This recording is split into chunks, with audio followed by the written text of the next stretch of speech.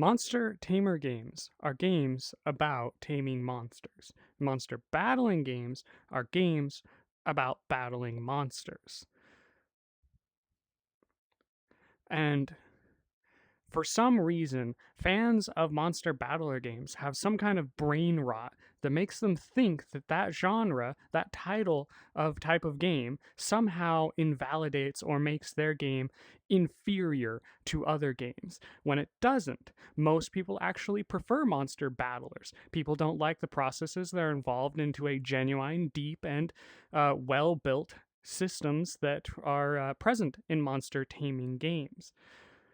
But the side result of this is that those of us that actually want those deep, complex, tedious, not very fun for most people systems who are looking, people that are looking for a genuine monster taming game can't find it because when we hear about a game and it says, oh, this is a monster tamer game, it doesn't do monster taming, it does monster battling. Okay. Now, to explore that a little further, right? So, the core gameplay loop of a monster battler looks something like where I assemble a team of monsters. And then I take those monsters to go fight monsters to become stronger. So I can fight stronger monsters to become stronger. And then I can fight stronger monsters to become stronger until you achieve some kind of goal. Okay, how is in a monster tamer game, the process of battling is usually separate and removed, and sometimes not even the point of it. The thing about monster taming is that it's less about the process of going out on an adventure and grinding yourself against some goal until you achieve it. In Monster Tamers, it's a little more slow, a little more laid back. The core experience that you're looking for if you're a genuine monster taming fan, the core experience you're looking for is that of like a coach or a parent. You have this creature that has come into the world, that has come into your care, and it's now your responsibility to ensure that that creature survives, is taken care of, doesn't die along the way? Are you feeding it properly? Are you taking care of it? Are you enriching its life? Even beyond all that, there's got to be some overarching goal, a purpose for that monster's life. In some cases, a monster's whole purpose could be to win a race, in which case you need to think about that purpose and that race, and you need to create a plan, a regiment, and a routine that you consistently follow to help develop and grow that monster and towards that goal. And then when it comes time, you set that monster free on its own without your intervention, usually, to achieve that goal. And if that monster succeeds, you did a good job. You get that vicarious success of being a coach or a parent, seeing your child or student go out into a competition, use the things that you taught it, be the thing that you raised it to be, and then succeed. And you get that sense of accomplishment and growth, that vicariousness that, people in these positions are looking for. How is in a monster battler, you don't get that. In a game like Pokemon, for example, right? I might care about my monsters. I might go out and do breeding, and I might have these subsystems where I create special little pastries and I feed my monster and I can pet them and I can worry about a happiness meter. But at the end of the day, I'm the one doing the battling. I'm the one giving every order. That monster is not independent. He's not specialized. You know, there's different kinds of builds. You might do like a rain dance build on a Ludicolo, or you might do like a punch build, a physical attack sweeper kind of build on a Ludicolo. But that's not really like individualized. I don't personally care about Ludicolo. I didn't take this baby Pokemon, raise it up through its various different forms, care for it, feed it, build a plan and regiment, and specialize it in this way. I bred 1,000 eggs, hatched all of them, found one that has acceptable IVs, used various different items to change its mood to the mood that I care about, or lock in the mood that I care about from one of the parents. Use another thing to switch its Pokemon ability to the Swift Swim one so I can take advantage of Rain Dance a little better. And then I selected the 4 different moves that it's going to have by simply going to the move tutor and telling him these are the 4 moves he has. I just make these choices up front and then do them. And then, even doing all that, I still inevitably take that Ludicolo into a team, go out, fight monsters to get stronger, to fight stronger monsters to get stronger faster until he's of acceptable level, usually level 50 or 100 if I'm playing competitively, or at parity with my other team if I've decided that Ludicolo is probably the monster that's going to help me build, battle this next gym leader.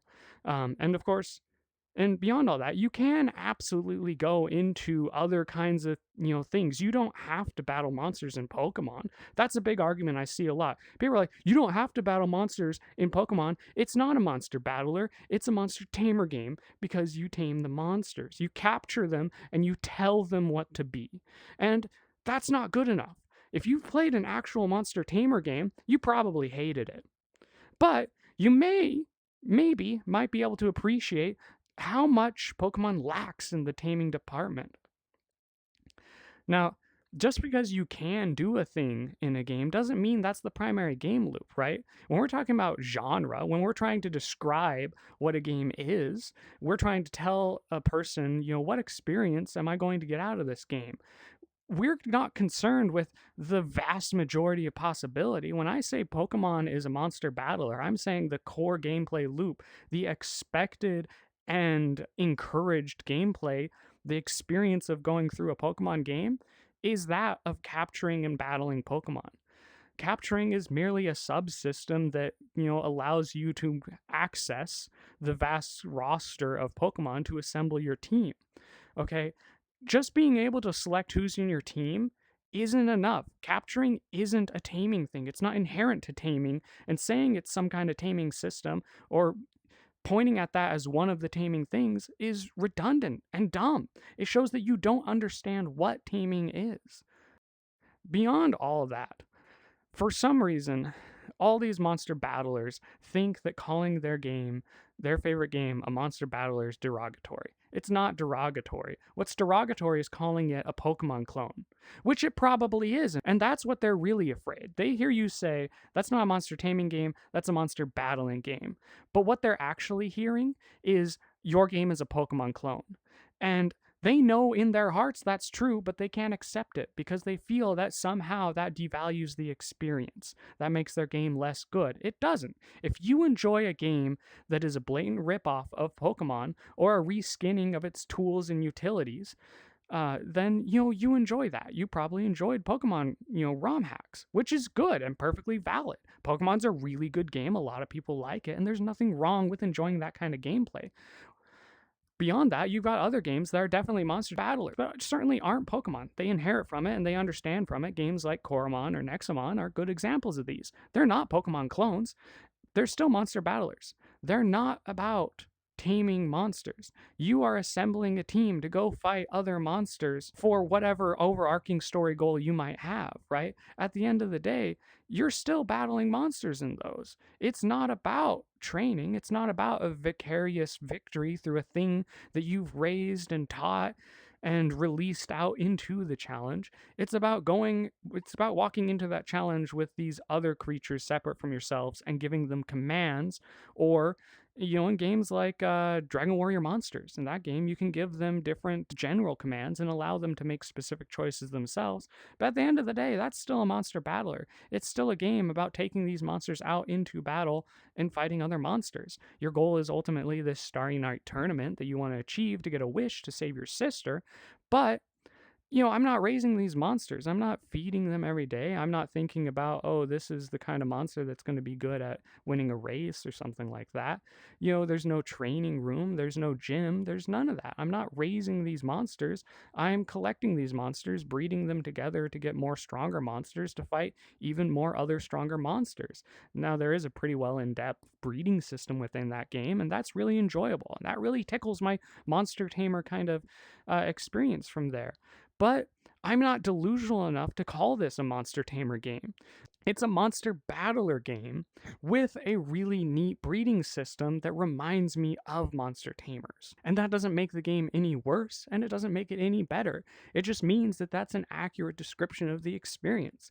Dragon Warrior Monsters is a monster battler game with a subsystem that feels reminiscent of monster taming games. And that's good. That's the experience I want out of the game. And that description pretty much tells me everything that I need to know about it. This is the experience I'm getting myself into. When I hear about a game and they say this is a monster taming game, and I ask, what are the taming systems in it? Most of what I hear is you get to catch monsters.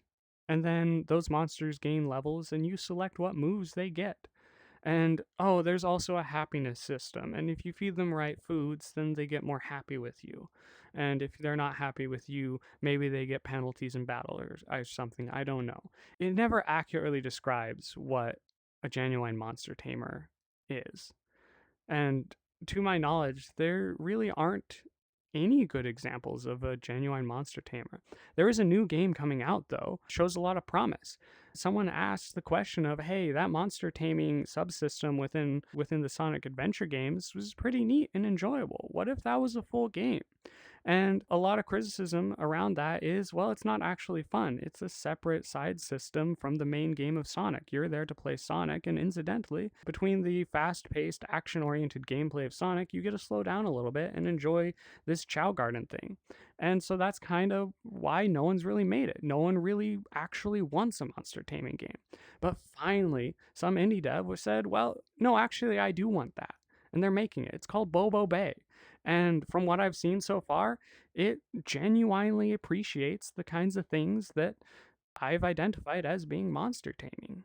You have these creatures that you have to take care of. You need to feed them right. You need to think about the challenges that are coming up. You've got races, and from the trailers, I've only really seen that there are races. But in the Chow Garden game, there are also battles. There were other competitions too. And so taking your little Bobo monster and saying, this is the kind of challenge I want to breed him for. He's going to be really good at swimming. I want an aquatic Bobo that's good at swimming and running. And I feel like that's going to be the right solution for this big race that's coming up. And that becomes that Bobo's purpose. You are responsible for creating a plan, a diet, a regimen in order to help this Bobo grow and develop into a creature that is really good at swimming and running. And if you did a good job, it wins this race. And if you did a bad job, then it doesn't. And in some of these Monster Tamer games, the consequence for failing is you have to start over. You now have to live with that. You took this monster from nothing, built it up into this form that ultimately didn't meet the goals that it was meant to. And that's your fault. You have to hold that. That's the consequence of failing in a Monster Tamer game. You are a parent or coach who failed their child or student, and that feels really bad. But when you succeed, it feels really good. It feels really good. And that's kind of what we're going for in Monster Tamer games. We don't really want to make you feel bad, but we want to express and have a way of feeling that vicarious joy of saying, I created this thing and developed it into the creature that it is now. And that success is shared. That success is in part due to my influence on its life. So when you say Pokemon is a monster tamer game, what you're really doing is you're obfuscating games that are actually about taming monsters. You make it harder to find this experience. And by making it harder to find this experience, it's a detriment to the innovation of these kinds of games. I fully expect Bobo Bay not to do very well. I don't see a lot of people buying the game because the vast majority of people identify Monster Tamer games as these games about going out and battling monsters. They still are clinging to this title. Back when RPGs were still new, someone asked the question, hey, wouldn't it be cool if these monsters we fought joined us? And so we ended up with games like the Shin Megami Tensei games. And eventually we got Pokemon, and we got Dragon Warrior Monsters, and we got Digimon World. And all of these games were these fresh new takes on, hey, what if these monsters could be on our team? What if we could develop and help these monsters towards this RPG goal? And at that time, that was a huge innovation. That was monster taming for a while. That was the closest experience to this vicarious experience that we're looking for. And back then, that was an apt description of those. But things have come a long way since then. At this point, games that still cling very closely to this RPG origin, such as Pokemon and Pokemon-like games, don't really describe a modern monster taming experience. Games like Bobo Bay are good examples of a modern monster taming experience. Games that really understand that the joy of taming a monster is a joy of vicarious growth, of being a parent or a coach. And so at this point, we shouldn't be calling these classic games that used to be monster tamers, we should now be calling them monster battlers because it's a better explanation of the kinds of games that have come out of it. Pokemon is an important historic game on the road and growth to what a genuine monster tamer is, but it's no longer fair to call it a monster tamer game. It's now time that we recognize that what it's grown into and the kinds of games that have grown out of it are concerned specifically with the loop of battling and going on an adventure with these monsters, of assembling a team of cool creatures that are about, it's about battling. It's about battling. It boils down to battling monsters.